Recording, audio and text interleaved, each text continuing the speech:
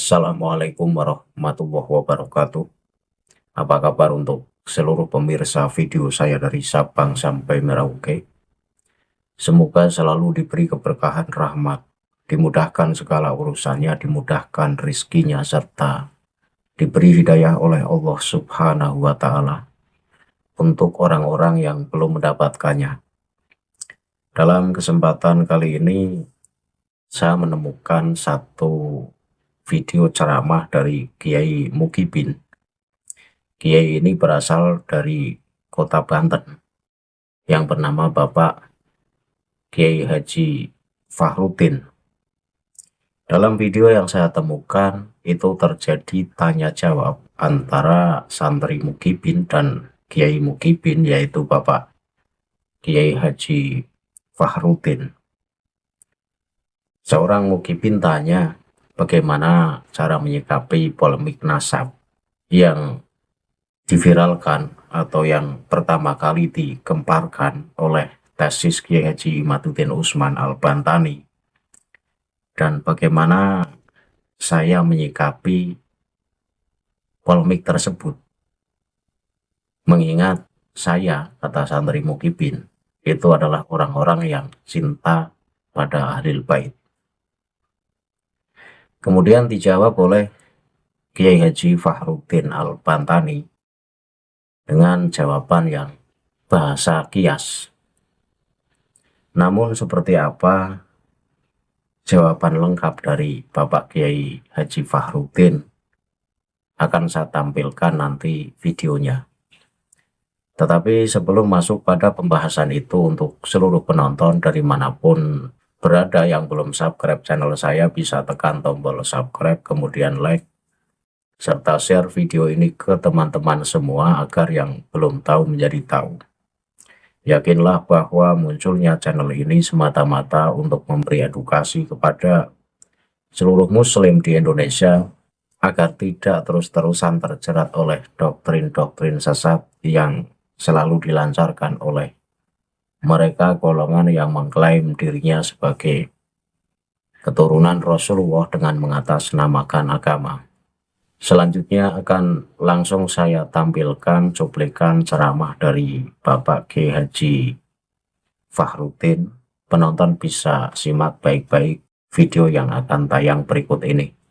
Pak Kiai, izin bertanya. Tadi Pak Kiai mengatakan tentang Ahlul Bait yang begitu penting ya, karena bersambung kepada Nabi Muhammad SAW. Namun pada setahun terakhir ini kita dikagetkan dengan penemuan satu tesis yang mengatasnamakan Al-Bantani Imad CS, Pak Kiai. Mohon maaf, saya menanyakan ini karena seringkali di media sosial atau dimanapun yang merendahkan para habaib-habaib, merendahkan, akan mengatakan jongos-jongos Yaman seperti itu. Bagaimana tanggapan Kiai agar kita ini yang mencintai Ahlul Bait ini semakin yakin, dan juga tanggapan kita bagaimana ketika menghadapi orang-orang yang merendahkan para Ahlul Bait Nabi Muhammad SAW. Terima kasih. Assalamualaikum warahmatullahi wabarakatuh. Waalaikumsalam warahmatullahi wabarakatuh. Jadi begini, bila ada tetangga kita bilang jeruk itu manis, lalu ama kita pahit. Bila ada teman kita bilang pir itu manis, kita itu pahit. Bila ada teman kita, tetangga kita bilang mangga itu manis, lalu kata kita pahit, apa aja pahit, itu pastikan orang yang kayak begitu lagi sakit. Iya. Begitu aja. Orang sakit itu apa aja pahit. Begitu. Bila para ulama-ulama telah jelasin panjang lebar segala sesuatu, lalu kemudian tetap aja begitu, emang juga lagi udah begitu aja. Ngapa? Terus kita mau ngapain? Ya orang sakit, ya diobatilah. Begitu. Sehingga begini, Ahlul Bait itu saya yakin mau direndahin kayak apa, ya dia tidak bakal menjadi rendah. Orang dia Ahlul Bait. Begitu. Dari video yang baru saja kita saksikan bersama, di situ terjadi tanya jawab antara santri Mukibin. Santri Mukibin merasa resah atas munculnya tesis Kiai Haji Imaduddin Usman Al-Bantani, karena santri Mukibin itu sudah katung cinta kepada Duriyah Nabi katanya. Ini pertanyaannya saja kan salah. Cinta kepada Ahlul Bait Nabi ini menjadi sebuah keharusan untuk semua umat muslim di dunia. Tapi yang menjadi persoalan, ini begitu husnudzonnya bahwa Habib Ba'alawi yang ada di Indonesia ini sebagai Ahlul Bait Nabi. Nah, ini kesalahannya di sini. Kemudian pertanyaan santri Mukibin itu selanjutnya dijawab oleh Bapak Kiai Haji Fahrudin dengan jawaban memakai bahasa kias. Seandainya ada tetangga kita yang mengatakan bahwa jeruk itu manis, namun menurut kita pahit. Seandainya teman kita mengatakan buah pir itu manis, namun kita menganggap bahwa buah pir itu pahit. Kemudian tetangga atau teman kita mengatakan bahwa mangga itu manis, tetapi menurut kita pahit. Maka sudah dipastikan orang tersebut sakit. Artinya apa? Artinya menurut Bapak Kiai Haji Fahrudin bahwa seseorang yang sudah terlanjur membenci Habib Ba'alawi di Indonesia ini mau disodori bukti-bukti pun tetap akan menolak bukti tersebut. Ini menurut Bapak Fahrudin. Sehingga percuma menunjukkan bukti-bukti bahwa Ba'alawi merupakan asli Duriyah Rasulullah. Sangat disayangkan sekelas Bapak Kiai Haji Fahrudin Al-Bantani, seorang yang sudah dikenal sebagai ulama, kemudian husnudzon bahwa Ba'alawi merupakan keturunan Rasulullah. Seharusnya jika Bapak Fahrudin ini adalah ulama yang ilmiah, tentu akan meneliti, akan ikut mengoreksi ketika muncul tesis Kiai Haji Imaduddin Usman Al-Bantani. Maka jangan langsung husnudzon dan jangan langsung kekeh bahwa Ba'alawi merupakan keturunan asli Rasulullah. Karena jika Pak Fahrudin mengatakan banyak ulama yang mengatakan bahwa Ba'alawi sah sebagai keturunan Rasulullah, maka sebaliknya tak kalah banyak juga ulama yang membatalkan nasab Ba'alawi dengan bukti-bukti yang nyata. Cobalah dipikir, jika Pak Kiai Haji Fahrudin mengatakan jika sesuatu yang manis kemudian dianggap oleh kita pahit, maka sudah bisa dipastikan orang tersebut sakit. Saya balas balik. Jika ada yang mengatakan bahwa Bahar Smith itu adalah ulama, sementara membaca kitab saja kebalik dari kiri ke kanan, maka sudah bisa dipastikan orang tersebut sakit. Atau jika ada seseorang yang mengatakan bahwa Imam Jumbo itu ulama besar, sementara ahli atau tukang provokator, maka orang yang menganggap bahwa Imam Jumbo merupakan ulama pun disebut orang sakit. Ya, satu-satunya jalan ya harus diobati. Seperti halnya santri Mukibin dan Pak Kiai Haji Fahrudin Al-Bantani. Ini adalah orang sakit, sehingga harus diobati. Obatnya gimana? Ya obatnya meneliti dan mengkaji, membaca kitab-kitab sejarah, membaca kitab nasab, kemudian akan ditemukan Jawabannya bahwa Ba'alawi itu adalah nasab palsu dan bukan keturunan Rasulullah. Terlebih jika Pak Kiai Haji Fakhruddin Al-Bantani ini kemudian mau membaca apa yang pernah ditulis oleh Dr. Yasin Al-Kilidar, Ar-Radawi, Al-Musawi, Al-Husaini, Al-Hasimi, yang kemudian tulisan ini termuat dalam website Naqobah Ashraf At-Thalibin. Di sana Dr. Yasin memaparkan panjang lebar terkait kepalsuan nasab Ba'alawi. Jadi Dr. Yasin itu menjelaskan ketidakabsahan silsilah Kamal Al-Khawd, kemudian ketidakabsahan silsilah Ba'alawi di Yaman. Saya tampilkan teks Arabnya, dan teks Arab ini ada di website Naqobah Ashraf At-Thalibin. Saya tampilkan teks Arabnya, tetapi langsung saya terjemahkan untuk menyingkat waktu. Bahwa dikatakan oleh Dr. Yasin Al-Kilidar, Ar-Radawi, Al-Musawi, Al-Husaini, Al-Hasimi, Kamal Al-Khawd ini mengklaim bahwa ia berasal dari silsilah Husaini. Ia mengaitkan silsilah palsunya dengan silsilah Alawi Al-Hadrami palsu.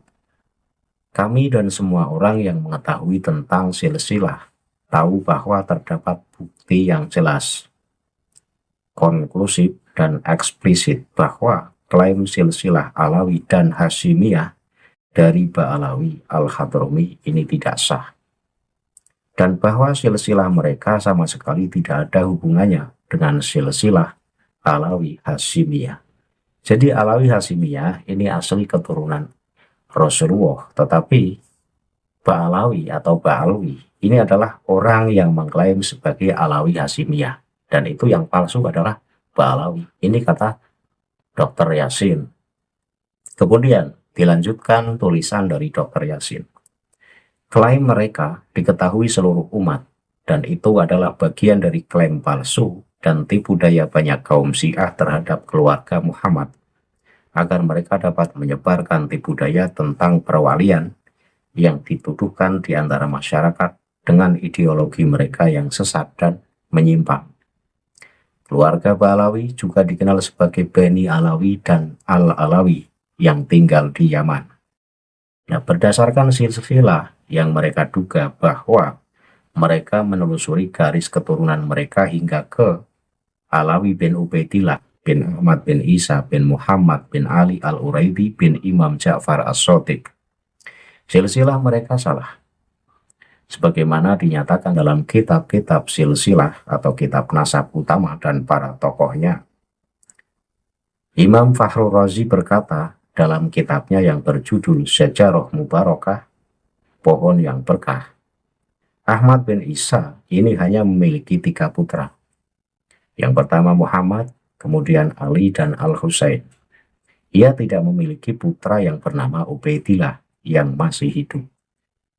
Sehingga nama Ubaidillah yang merupakan salah satu moyang dari Ba'alawi ini adalah nama palsu.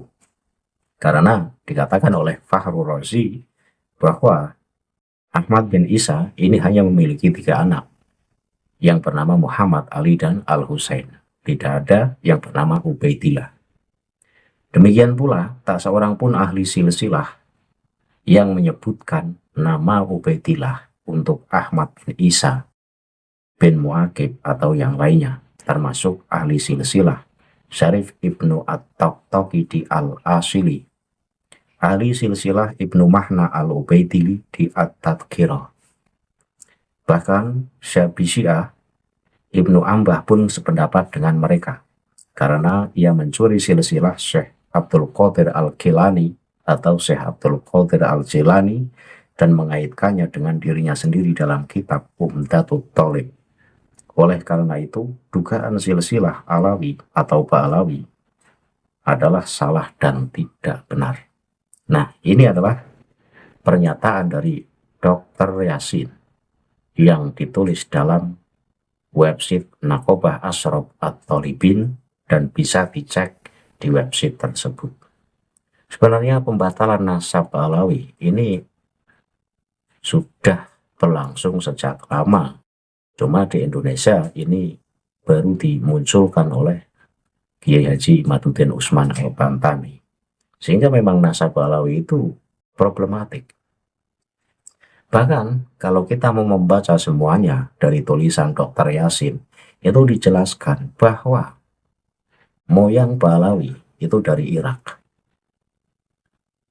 Datang ke Yaman, ini ngaku-ngaku keturunan Rasulullah. Bahkan tidak hanya klan Alawi saja pada saat itu yang ngaku-ngaku sebagai keturunan Rasulullah. Kenapa? Banyak orang waktu itu mengaku sebagai Dzurriyyah Rasulullah.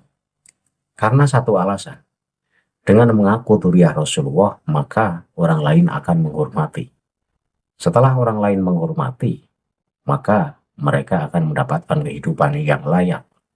Mereka bisa menempati posisi yang strategis, seperti halnya posisi dalam politik, posisi ketokohan, dan sebagainya. Sehingga pada saat itu banyak golongan, termasuk Alawi, itu ya berlomba-lomba mengaku sebagai keturunan Rasulullah agar mendapatkan kehormatan semata. Nah, ketika dikatakan bahwa orang yang memusuhi atau orang yang merendahkan Ahlul Bait ini adalah orang sakit, saya sependapat sebenarnya, tetapi untuk Ahlul Bait yang asli. Lah ketika Alawi itu bukan Ahlul Bait dan kita menuntut untuk tes DNA, sampai sekarang Alawi ini menghindar dan tidak berani tes DNA. Tes DNA itu ilmu Allah. Sehingga dengan tes DNA kita tahu gen dari Alawi. Dan setelah ada yang tes DNA ternyata G hasilnya. G itu bukan Arab. Boro-boro keturunan Rasulullah Arab saja bukan. Maka saya sarankan untuk Bapak Kiai Haji Fakhruddin Al-Bantani untuk banyak mengkaji kitab-kitab sejarah, kitab-kitab nasab. Jangan hanya modal husnudon. Karena rentetan silsilah atau ilmu nasab ini tidak bisa serta-merta memakai dasar husnudon. Iya kalau pas, kalau salah, Anda pun akan menyesatkan banyak orang.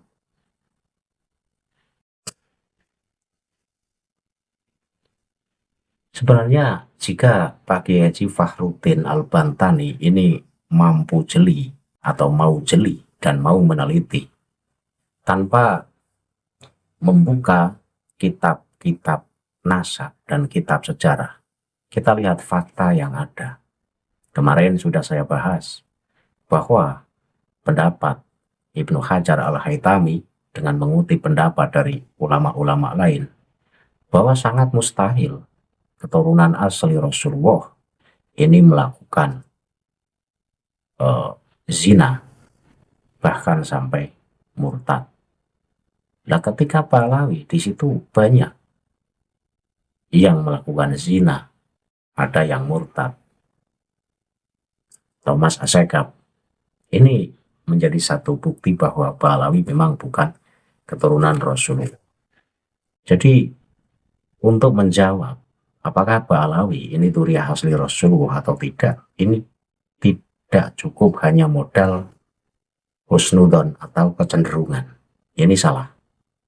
Seorang ulama ini harus mampu mengkaji, harus mampu meneliti, sehingga akan ketemu jawaban yang sebenarnya. Dan satu saya tambahi lagi. Jika Bapak Kiai Haji Fakhruddin Al-Bantani menganggap Habib-habib Alawi yang nol ilmu, kemudian ceramah dengan membawa cerita-cerita khurafat, kemudian dianggap sebagai ulama, maka saya pastikan Bapak Kiai Haji Fakhruddin Al-Bantani adalah orang yang sakit. Ya sehingga jalan satu-satunya harus diobati. Anda bisa cek banyak video-video yang bertebaran di YouTube, ceramah-ceramah Habib yang ilmunya nol bahkan minim, sehingga tidak mampu tausiah atau tidak mampu memberikan mauidhah hasanah.